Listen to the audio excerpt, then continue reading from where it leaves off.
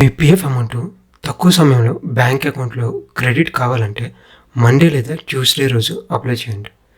ఎందుకంటే PF ఆఫీసులకి Monday నుంచి Friday వరకు మాత్రమే పనిచేస్తాయి.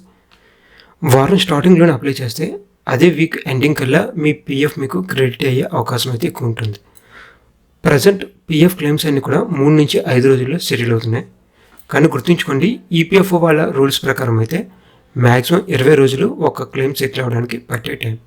ఒకవేళ 20 రోజులు దాటా కూడా మీ క్లెయిమ్ సెటిల్ కాకపోతే అలాంటప్పుడు ఈపీఎఫ్ గ్రీవెన్స్ పోర్టల్లో కంప్లీట్ చేయండి. మీరు వీకెండ్లో అంటే ఫ్రైడే కానీ పీఎఫ్కి అప్లై చేస్తే మీకు సాటర్డే సండే పీఎఫ్ ఆఫీసెస్ ఉండవు కాబట్టి ఆ 2 డేస్ మీకు వేస్ట్ అవుతాయి. అయితే నేను ఇక్కడ అందరినీ కూడా మండే లేదా ట్యూస్డే వరకు వెయిట్ చేయమని చెప్పట్లేదు. మీరు ఏ రోజైతే పీఎఫ్కి విత్డ్రా చేయాలనుకుంటున్నారో ఆ రోజే విత్డ్రా చేయడం మంచిది. ఎవరైతే పీఎఫ్ విత్డ్రా చేయాలనుకుంటూ డిలే చేస్తున్నారో వాళ్ళైతే మాత్రం మండే లేదా ట్యూస్డే అప్లై చేస్తే అదే వీక్లో మీ పీఎఫ్ అమౌంట్ క్రెడిట్ అయ్యే అవకాశం మీకు ఎక్కువ ఉంటుంది.